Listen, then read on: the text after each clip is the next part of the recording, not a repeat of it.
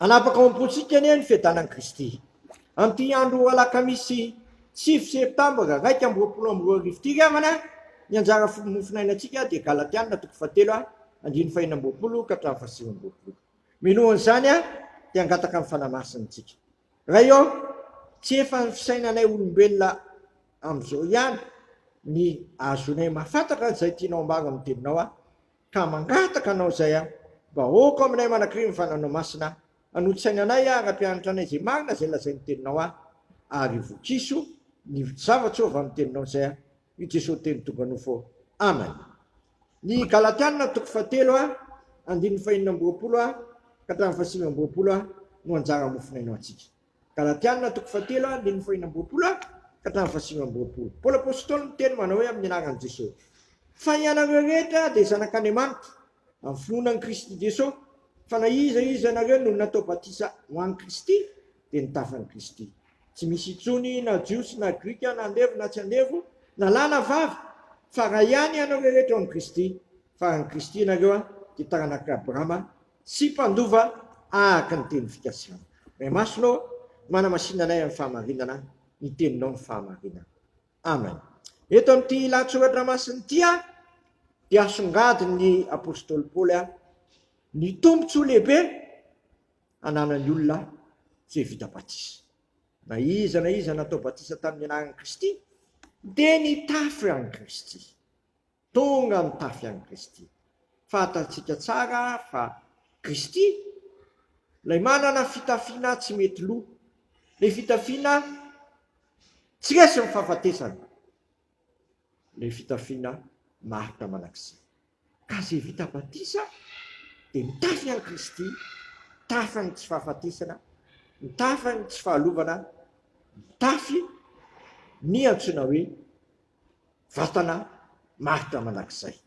Zany ravana ny tombontsoan'ny olona vita batisa, lasa mikanjo ny fitafian'i Kristy na mitafy an'i Kristy mihitsy.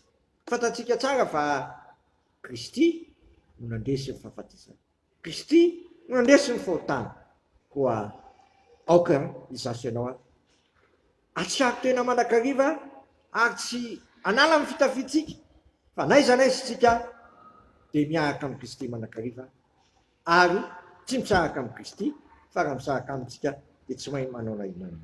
Ny tombontsoa manaraka eto koa dia tonga tahaka ny olona ray, ny olona vita batisa. Tsy misy tsony na zao, fa raha ihany ianareo rehetra ao amin'ny Kristy Jesosy, rehefa vita batisa ianao dia tsy vitany hoe tafaray amin'ny Kristy ihany, fa lasa tafaray koa amin'ny olona rehetra, ary miombinaina amin'ny olona rehetra, ary tsy misaraka amin'ny olona rehetra, fa misy fifamatorana, misy fifankatiavana, ary misy fifamainoana.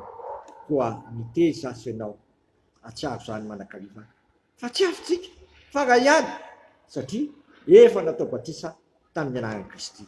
Ary ambony zany rehetrarehetra zany, ny tombontsoa lehibe azo koa amin'ny sakramenta batisa dia mpandova araka ny teny fikasana.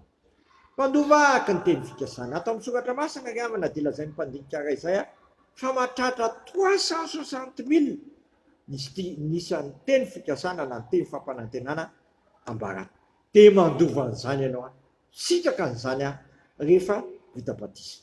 Ka ambara ary sy tomina antsika rehetra mba tsy avy zany tombontsoa ananantsika ny amin'ny sakramenta batisa zany averina anay ny voalohany dia lasa mitafy ny tsy fahalovana, lasa Kristy izay nandresy ny fahafatesana no miaraka aminao, nandresy ny fahotana, nandresy ny faharatsiana, ary ambony zany rehetra zany koa lasa tafaray mpiomina, mpiara-miazakazaka, mifamatotraina avokoa, satria tsy misy hafa itsony fa raha ihany.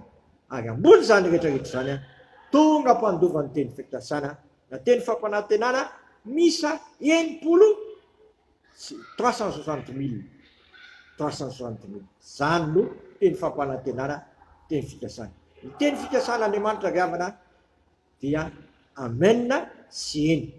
Dia amen sy eny aminao tokoa zany tanteraka aminao any zany rehetra zany. Amen. Sotranao izay raha eo fa tsy avelanao tsy ho diso zava-tsoindray zay tamin'ity androany ity, fa naharary ny teninao indray taminay fa zay vita batisa dia tonga mitafy ny tsy fahalovana, tonga mitafy ny fandresena, andindrindra afaka mandresy ny zavatsarotra rehetra. Ary ambony zany rehetra zany dia tonga ray ihany tsy misy hafa-tsony fa tafaka-dalana ary mononaina manakarivo. Ary indrindra tompo dia ataonao mpandovanao zay mpandova ny teny fikasanao sy ny teny fampanadinana. Dia ampitoerana zany manakarivo zay aza vile kelikely vahoaka tokony teninao ka sahana ambarandra hoe rainay zay ny an-danitra, mamasina ny anin'aranao, tonga ny fanjakanao, ataony sitraponao ny dia tany tahaka ny an-danitra, menay ny anina sahazo anay ary mamilany ny elokay tahaka na milana izay menaka taminay izay mitondra anay mifakapanahy fa manafanay amin'ny ratsy fanao fanjakana sy ny hery ary voninahitra manakizay. Amen. Raisy ny tsodrano ary ny fiadanan'Andriamanitra zay mihoatra no fahalalana rehetra ihany fonareo sy nivitra-reo amin'ny Kristy Jesosy matoky izay niantso anareo sady izany nanefa izany. Amen. Voninahitra ane ho an'Andriamanitra rery ihany amin'ny anaran'ny Ray sy ny Zanaka ary ny fanahy masina. Amen.